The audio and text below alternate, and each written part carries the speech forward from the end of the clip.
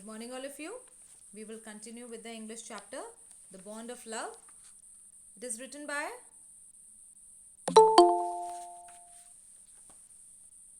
Kenneth Anderson. Kenneth Anderson. So, what is this chapter all about?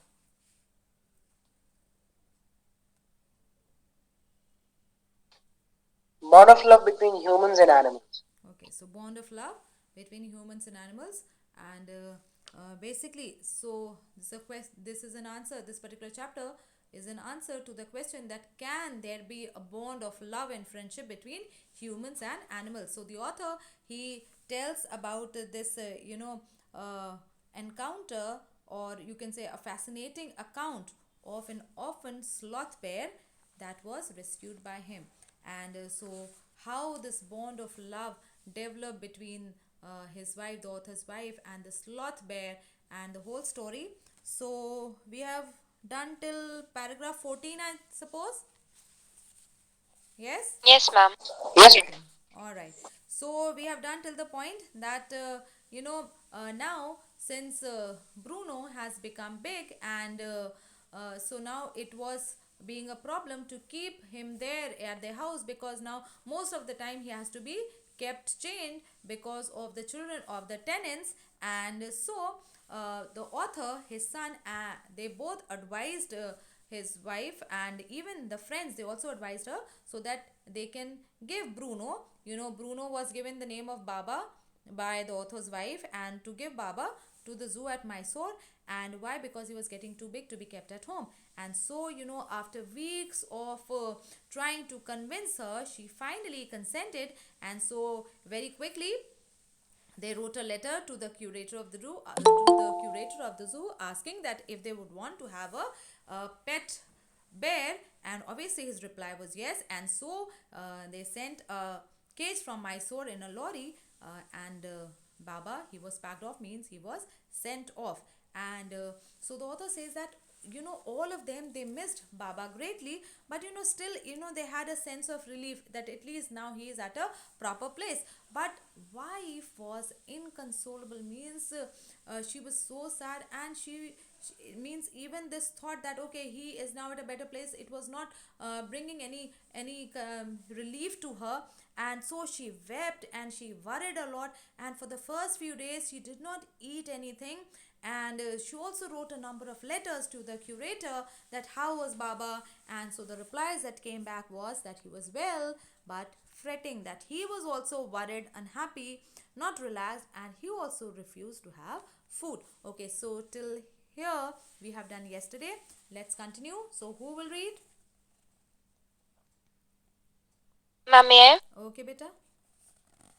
After that, friends visiting Mysore begged to make a point of going to the zoo and seeing how Baba was getting along. They reported that he was well but looked very thin and sad. All the keepers at the zoo said he was fretting. For 3 months, I managed to restrain my wife from visiting Mysore. Then she said one day, I must see Baba. Either you take me by car or I will go myself by bus or train. So I took her by car. All right.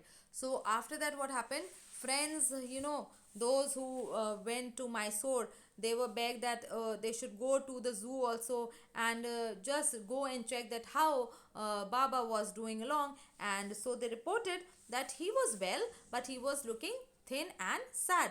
And all the keepers at the zoo, they also said that the bear, he was unhappy, he was not happy at all. And so for 3 months the author, he was able to restrain his wife from visiting Mysore. And then one day finally she said that I must go and see Baba, so either you take me by car or I will go myself by bus or by train. And so the author, he took her to Mysore by car. Okay, continue. Friends had conjectured that Bear would not recognize her. I had thought so too, but while she was yet some yards from his cage, Baba saw her and recognized her. He howled with happiness. She ran up to him, petted him through the bars, and he stood on his head in delight. Okay, so now friends, they have guessed and thought that the bear would not be able to recognize her, and even the author thought so. But while she was still some distance away from the cage, Baba, he saw her and he recognized her, and then he started to howl, make noises with happiness. He was so happy, and she also ran up to him and through the bars, she petted him, and he was so happy that he stood on his head in happiness, in delight. He stood on his head. Yes, continue. For the next 3 hours, she would not leave that cage. She gave him tea, lemonade, cakes, ice cream, and whatnot. Then closing time came and we had to leave. My wife cried bitterly, Baba cried bitterly. Even the hardened curator and the keepers felt depressed. As for me, I had reconciled myself to what I knew was going to happen next. All right. So for the next 3 hours, wife, she did not leave that cage, and she gave Baba tea, lemonade, cakes, ice cream, means anything that she had, everything she gave to him to eat. And then the closing time of the zoo came, and now they had to leave.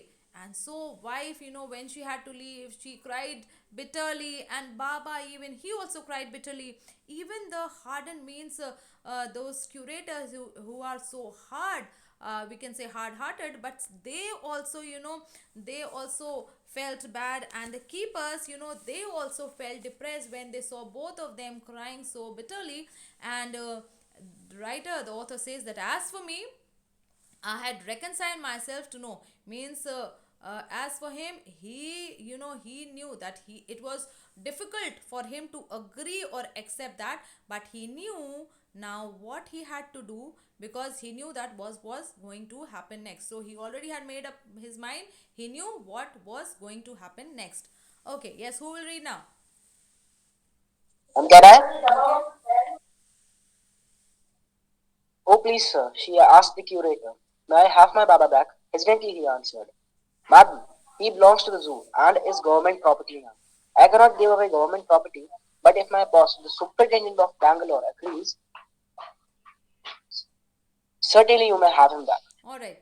So the wife, she asked the person who's charge of the zoo, that may I have my Baba back. So he hesitantly he answered that, madam, now he belongs to the zoo, and he is government property now. Earlier he was yours, but now he is government property, and I cannot give away government property just like that. But if my boss, who's the superintendent, who is at Bangalore, if he agrees, then certainly you may have him back. Okay, continue. There followed the return journey to Bangalore and a visit to Superintendent's bungalow. A tearful pleading. Baba and I are both fretting for each other. Will you please give him back to me? He was a kind hearted man and consented. But he wrote to the curator telling him lend us a case for transporting. All right. Back we went to Okay, again. okay, wait. And so, from Mysore, they came back to Bangalore, and then they visited the superintendent at his bungalow. And so, with tears, she was crying, and she pleaded that, to the superintendent, that both of us are fretting for each other, we are worried for each other, we are unhappy, and so will you please give Baba back to me? And the superintendent, he was a kind-hearted man, and he consented. He said, okay, it's all right. And not only did he consent, but he also wrote to the keeper of the zoo to lend them a cage for transporting the bear to Bangalore. Okay, yes.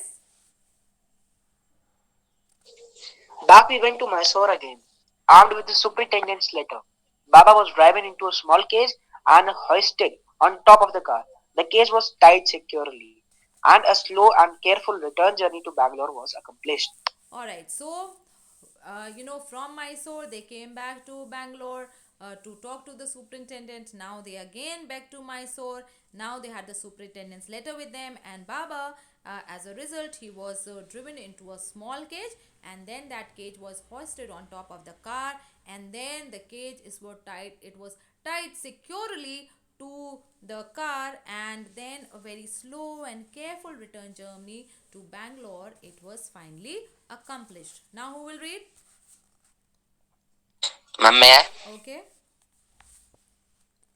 Once home, a squad of coolies were engaged for special work in a compound. An island was made for Baba. It was 20 feet long and 15 feet wide and was surrounded by a dry pit, or more 6 feet wide and 7 feet deep. A wooden box that once housed fowls was brought and put on the island for Baba to sleep in at night. Straw was placed inside to keep him warm, and his baby, the gnarled stump, along with his gun. The piece of bamboo, both of which had been sentimentally preserved since he had been sent away to the zoo, were put back for him to play with. Alright, so once they were back home, a squad of coolies, squad means, a group of people who had been assigned a particular task. So, a squad, a group of people, they were engaged to to do some special work in their compound. And so, what was being done? An island was made for Baba there, and this island was 20 feet long and 50 feet, 15 feet wide, and it was surrounded by a dry pit. A dry pit means a deep, wide ditch, all right, which normally like that deep wide ditches surround a castle or a fort. Now basically it is done to be as a defense, and so here also there was a dry pit, all right, 6 feet wide and 7 feet deep. It was made, this pitch was this ditch was made, and then a wooden box that was earlier used for housing for birds, and now that particular wooden box, it was put on the island so that Baba can sleep it in at night. And then straw was placed inside that wooden box to keep him warm. And if you remember, that stump of wood, that gnarled means rugged, twisted stump, that was also put there, which was his baby, and along with him the gun, the piece of bamboo. Now both they had been so sentimentally preserved by the family after he had been sent to Mysore, so now they were put back again there for him to play with. Yes, Yashmit. In a few days, the coolies hoisted the cage onto the island and Baba was released. He was delighted. Standing on his hind legs, he pointed his gun and cradled his baby. My wife spent hours sitting on a chair there while he sat on her lap. He was 15 months old and pretty heavy too. All right, so in a matter of few days, the work was done, and the coolies, they hoisted the cage, means raised by means of ropes and pulleys, and the cage they onto the island. So they hoisted the cage onto the island, and then Baba was released. Till now, he was in that small cage in which he has been brought back from Mysore, and so when the work was done, the cage was brought to the island and Baba was released. He was so happy, he was delighted, and he stood on his hind legs, means back legs, and he pointed his gun. So he was playing with his toys. He pointed his gun and he cradled that stump of wood which he treated as baby. And author says that his wife, she spent hours sitting on a chair there, and while the wife was sitting there on the chair, Baba, he used to sit on her lap, and at that time he was 15 months old and he was quite heavy too. But still, because of this bond of love and friendship between them, the wife also for us used to sit there with Baba on her lap. Yes, continue, Yashmit. The way my wife reaches the island and leaves it is interesting. I have tied a rope to the overhanging branch of mango tree with a loop at its end.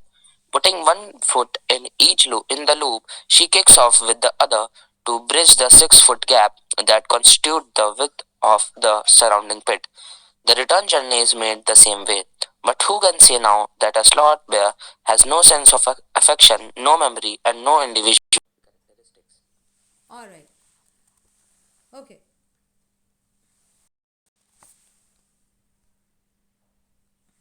And so it says that the author says that the way my wife, she reaches to the island and reaches, now it is very and leaves it, it is very interesting, because what he has done, he has tied a rope. There's a mango tree, it has a overhanging branch, and so he has tied a rope to that tree. And so what the wife does, she puts one foot in the loop, then she kicks it off with the other, and this she does to bridge the 6 foot gap that constitutes the width, means 6 foot broad is the pit, and so she goes on to the island like that, and the return journey is also made in the same way.